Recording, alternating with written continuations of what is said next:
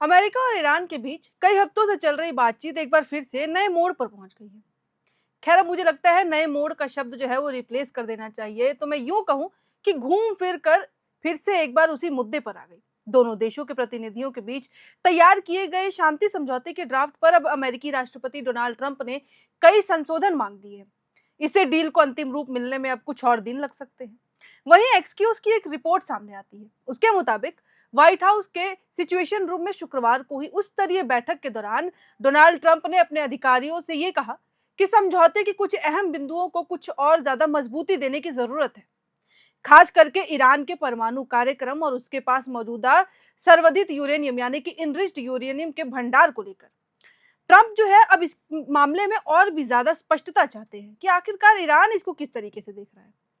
अब मौजूदा ड्राफ्ट की जब हम बात करते हैं तो ईरान ने यह प्रतिबद्धता जताई है कि वह कभी परमाणु हथियार विकसित नहीं करेगा।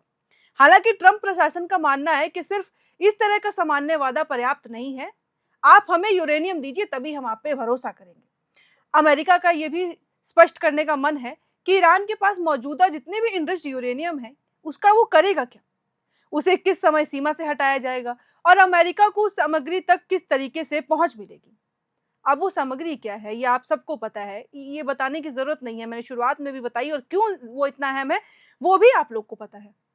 वो सीक्रेट सामग्री यूरेनियम है, ये आप सबको ही जानते हैं। अब अगर अगले 60 दिनों का जो समझौता हुआ उसके भीतर दोनों पक्ष ईरान के यूरेनियम जो जुड़ी इनरिच्ड कार्यक्रम है उसके पास मौजूद उच्च संवेदन यूरेनियम के भविष्य पर चर्चा करने वाले हैं। बताया जाता है कि ईरान के पास लगभग 440 किलोग्राम यानी कि 60% तक का इनरिच्ड यूरेनियम मौजूद है।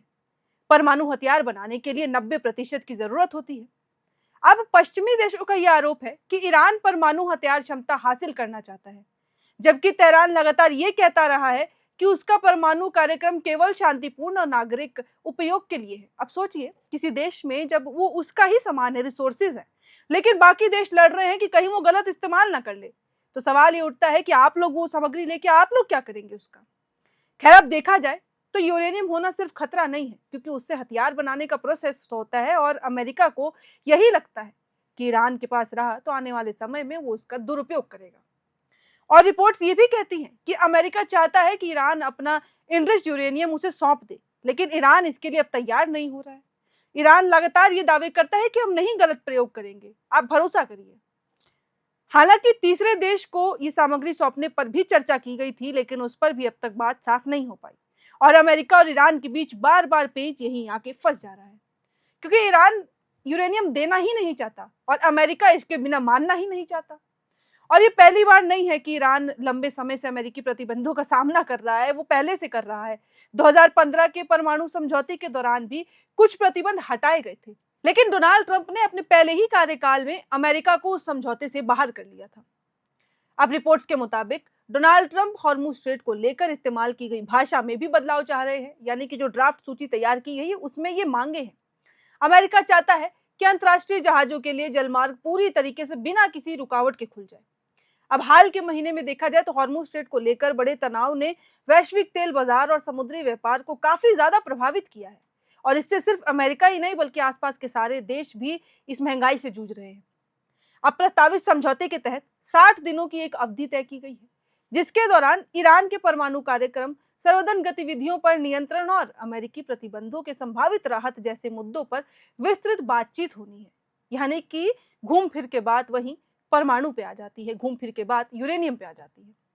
लेकिन इन वार्ताओं की शुरुआत से पहले ही यूरेनियम भंडार सबसे बड़ा और संवेदनशील मुद्दा जो दिखता है, उसको लेकर पेच फंस जाता है। और ये एक ऐसा मुद्दा है जहां बात शुरू होने से पहले ही खत्म हो जाती है, और बार बार जब भी बात करने की बात आती है तो मुद्दा भी यही उठता है। खैर, अब इस बीच अमेरिकी अधिकारी क्या कहते हैं? उनका कहना है कि डील तो होगी, इसमें कोई संदेह नहीं है, सवाल सिर्फ ये है कि कब होगी। राष्ट्रपति जो चाहते हैं उसे सुनिश्चित करने के लिए हम इंतजार करने के लिए तैयार हैं, और ये एक सप्ताह में भी हो सकता है या तो आने वाले लंबे समय में भी। इसकी गारंटी नहीं लेते हैं, क्योंकि ईरान की तरफ से जो जवाब आएगा ये उसके इंतजार में बैठे हैं। उनका दावा है कि कम्युनिकेशन सामान्य नहीं है और बातचीत जो है वो मध्यस्थों के जरिए चल रही है, तो इसलिए उनको थोड़ा समय चाहिए। अब अमेरिका और ईरान का खेल खत्म नहीं होता कि इस बीच लेबनान में जारी संघर्ष को समाप्त करने का मुद्दा भी प्रस्तावित समझौते का एक हिस्सा बताया जा रहा है। अब इजराइल और हिजबुल्लाह के बीच हाल के महीनों में वॉर लगातार बढ़ रही है और रविवार को भी खबरें कुछ यूं ही आई। इजरायली सेना ने दक्षिणी लेबनान में 900 साल पुराने ब्यूफोक किले को आसपास की पहाड़ियों के जरिए कब्जे में ले लिया है। अब इजरायली अधिकारियों की ओर से रविवार को जारी तस्वीरों और वीडियो में किले पर इजरायली झंडे साफ लहराते नजर आ रहे हैं, जिसका मतलब ये है कि इजराइल ने उसको अपने कब्जे में ले लिया है। इजरायली रक्षा मंत्री इजराइल कर्ट्ज ने यह कहा है कि सेना ने आसपास के गांवों में कई दिनों तक चली भीषण लड़ाई और हवाई हमलों के बाद ये कामयाबी हासिल की है। अल जजीरा के मुताबिक पिछले 26 साल में इजराइल के लेबनान में सबसे बड़ी घुसपैठ है ये, और ब्यूफोर्ट किला 1982 से 2000 तक दक्षिणी लेबनान पर इजरायली कब्जे के दौरान उसकी सेना का एक प्रमुख सैन्य अड्डा था। 700 मीटर ऊंची पहाड़ी पर बने इस किले से दक्षिणी लेबनान के अलावा इजराइल के बड़े हिस्से भी नजर आते हैं, यानी कि आप उस एक किले से इजराइल के कई हिस्सों पर नजर रख सकते हैं, और इसीलिए इसका सैन्य महत्व बहुत ज्यादा माना जाता है। इजराइल और लेबनान के बीच 17 अप्रैल को सीज फायर का ऐलान किया गया। इसके बावजूद इजराइल ने हमले जारी रखे। अब एक्सपर्ट्स के मुताबिक इजराइल किसी संभावित अमेरिका ईरान समझौते से पहले हिजबुल्लाह को अधिकतम नुकसान पहुंचाना चाहता है, यानी कि उसका सिर्फ एक सोच है कि अमेरिका ईरान में समझौता हो, उससे पहले मैं हिजबुल्लाह को कितना नुकसान पहुंचा दूं। और ये सिर्फ बातें नहीं है, क्योंकि इसी बीच इजराइल के प्रधानमंत्री बेंजामिन नेतन्याहू का भी बयान सामने आता है, जहां वो ये कहते पाए जा रहे हैं कि लेबनान में अपने जमीनी अभियान का दायरा और बढ़ाने का मैंने इजरायली सेना को आदेश दे दिया है, और इजराइल अब उन इलाकों पर अपनी पकड़ और मजबूत करेगा जो पहले ही हिजबुल्लाह के कंट्रोल में थे। और ये इसीलिए अहम माना जाता है क्योंकि ये बयान ऐसे समय में आया है जब इजरायली सेना लितानी नदी को ऑलरेडी पार कर लेबनान में अंदर घुस चुका है, और वो वहां रुक नहीं रहा है। और जब ऐसे किले को आप कब्जा करेंगे तो आखिरकार ये तो तय है कि आप रुकना तो नहीं चाहते हैं। इजराइल ने लितानी नदी से आगे जहरानी नदी तक के इलाकों को भी युद्ध क्षेत्र घोषित कर दिया है, और कई कस्बों के लोगों को वहां से निकलने के भी साफ आदेश दे दिए हैं। यानी कि जंग तो होनी है, क्योंकि अब कोई सेना अगर यूं इस तरीके से आगे बढ़ेगी तो आप इसको क्या समझते हैं। कुल मिलाकर देखा जाए तो बातचीत समझौते की कोशिश दोनों साइड से है, लेकिन बातचीत जारी रहने के बावजूद दोनों पक्षों के बीच सैन्य तनाव कम नहीं होता है। हाल के दिनों में अमेरिका ने हॉर्मुज के पास ईरानी ठिकानों पर हमले किए, जबकि ईरान ने भी खाड़ी क्षेत्र में अमेरिकी ठिकानों और ऊर्जा ढांचों को साफ निशाना बनाया। वही जो मैंने अभी इजराइल और हिजबुल्लाह की बात की, दोनों इसी प्रोसेस को जो है वो पैटर्न को फॉलो करते नजर आ रहे हैं। अब आने वाले समय में ये समझौता किस प्रकार का रूप लेगा, सबकी निगाहें इस पर टिकी हैं, और अब तो सारे देश यही चाहते हैं कि जंग जो है जल्द से जल्द खत्म हो जाए। कारण सिर्फ इन दोनों का नुकसान हो रहा है नहीं, कारण ये भी है क्योंकि इसका खामियाजा बाकी देशों को भी कहीं ना कहीं उठाना पड़ रहा है, चाहे वो महंगाई हो, चाहे वो कोई भी कारण हो। अब जिस तरीके से अमेरिका सिर्फ यही रट लगाए बैठा है कि उसे ईरान का जितना भी यूरेनियम है वो चाहिए। अब ईरान ये कहता है कि रिसोर्सेज हमारे हैं तो हम तुम्हें क्यों देंगे। हाँ, भले ही वो दावा करता है, उसने वादा किए हैं कि हम चाहे तो आपको वादा कर सकते हैं कि हम इसका गलत उपयोग नहीं करेंगे, या तो हम कभी इसको उपयोग ही नहीं करेंगे, लेकिन हम देंगे नहीं।